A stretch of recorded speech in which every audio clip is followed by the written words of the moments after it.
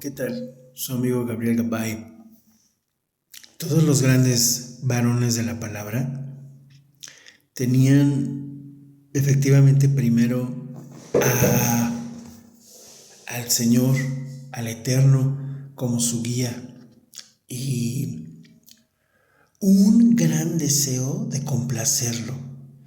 El placer de un varón de Dios ya no estaba en las cosas terrenales, no estaba en las cosas carnales, sino en complacer al Señor.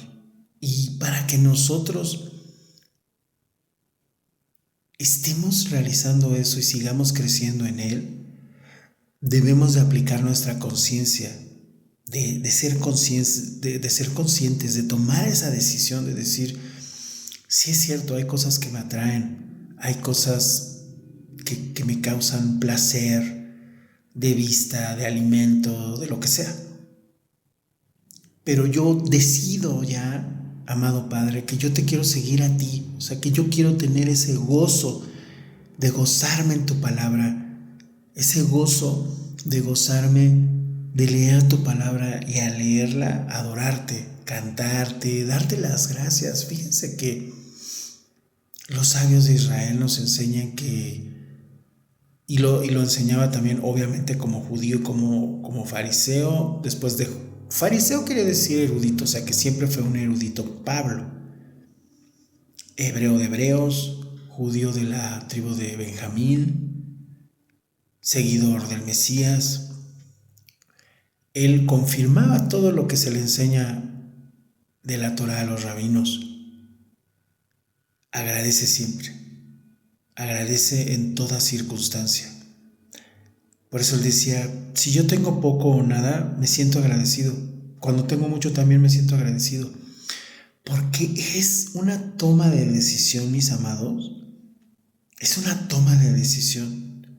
Es un rasgo de carácter, de voluntad, que hoy en día nosotros ya no tenemos. Yo creo que incluso esta generación, que luego se diluyó a las generaciones pasadas, porque hay de generaciones pasadas que se comportan como niños, como jóvenes, y dices, ¿y dónde quedaron? Si ellos, nuestros abuelos no eran así.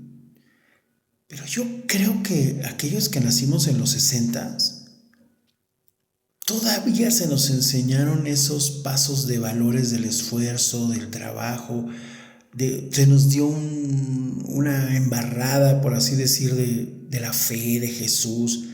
Después de ahí, las generaciones que hoy rondan los 30 años o algo así, ya no tuvieron tanto eso. Y entre más pasan las generaciones, ya las familias ya ni siquiera dan las gracias a Dios en la comida. Antes nos enseñaban eso, a dar gracias a Dios, a levantarnos de la mesa con permiso, decir, ya terminaste, ya me puedo levantar, tengo permiso para levantarme. ¿Qué se dice? Gracias Dios, gracias a Dios, gracias mamá, gracias papá por la comida. El orar antes de que se durmiese el hijo, ¿no? Que Dios te bendiga, rezar. Los grandes varones tenían primero a su mujer siempre en mente, porque ellos uno son. En verdad, cuando uno tiene a su esposa, una sola carne somos. Entonces, siempre que en la Biblia se escucha y leemos que Abraham, que Isaac, que Jacob, está incluida la mujer, porque ellos una sola carne son. Abraham no iba a hacer algo que no estuviera de acuerdo Sara.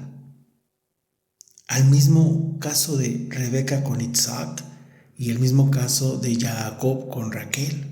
Incluso Raquel a veces decidió cosas, como cuando ya tenían que irse del padre de Raquel, de Labán, tío de Jacob, porque Labán pues maltrató a Jacob, le condicionó el que se pudiese casar con Raquel, porque Jacob se enamoró de Raquel y le condicionó su estadía. A veces no le pagaba, a veces le variaba la paga, y él, por obediencia a Dios, decía, no, pero si Dios quiere que yo pase esto, yo me alegro, y además yo amo a Raquel, estoy con ella y pues, se va a pasar bien rápido el tiempo, y este sacrificio yo lo hago con amor.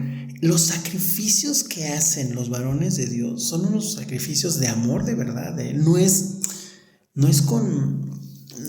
el protagonista la tristeza o el decir qué mal me siento, sino que podrían llorar, claro, a veces de desespero, podrían sentirse triste a veces, pero la capa que cubría todo eso era un anhelo de decir, pero yo te quiero adorar, amado Padre, y si así quieres que yo te sirva, así yo te voy a servir, porque yo me quiero ganar el cielo contigo, porque yo quiero que tú estés contento.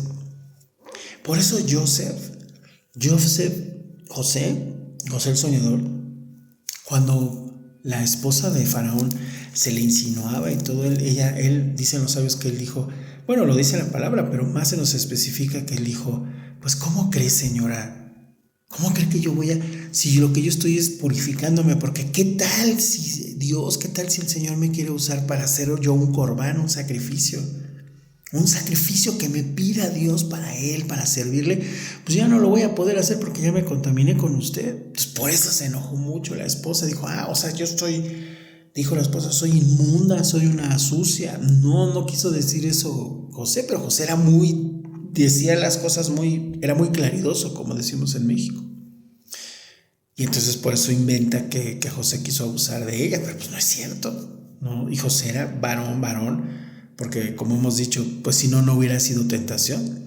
Pues a él obviamente reconocía que era muy hermosa la esposa de Faraón y le decía, el Faraón a mí me ha dado autoridad de todo.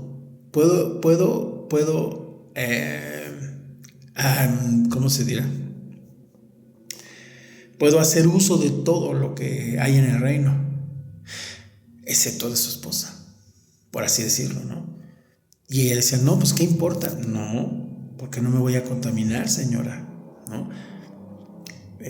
¿Cuál era la prueba? Pues que sí, que él de repente decía, pues sí es muy hermosa la señora, se le insinúa, pero él por eso se echó a correr. Si él no hubiese sido un varón, pues no hubiera habido prueba. La prueba era precisamente de que él decía, no hombre, pues eso es lo que nosotros tenemos que pedirle al Padre. Ay, se me cayó mi anillo. Que nos dé nuestro Padre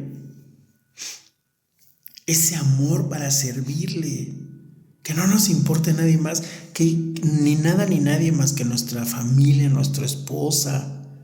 Es muy importante en un matrimonio nuestra esposa, no los hijos. O sea, si los hijos son importantes, pero dice nuestro Adón, el Señor, tú me debes de querer más que a tu familia, que a tu madre, que a tus hijos, que a tu esposa. Pero un esposo, sí, su primer amor debe de ser esa obediencia a Dios en el Mashiach, en Cristo. Y después es su esposa, no es los hijos, es con la esposa hacia los hijos. Por supuesto que los hijos son un amor inconmensurable, pero no sustituyen a la esposa. Al contrario, los hijos deben de ver ese amor, ese respeto que se tiene, ese cariño que se tiene el esposo con la esposa con el esposo. Es una cadenita, es una cascada, y la conexión correcta es primero Dios el Padre, después el Mesías, después el varón con la esposa, ellos con los hijos, y así los hijos ven hacia arriba y dicen, mira mis padres cómo se llevan, resuelven sus problemas, a veces hay diferencias pero se respetan, nunca se ofenden, siguen adelante, me dan ese ejemplo. Si mi papá cometió algún error, si antes bebía ya no lo hace, me contaban que fumaba, ya no fuma. Entonces los hijos absorben todo eso. Baruch Hashem.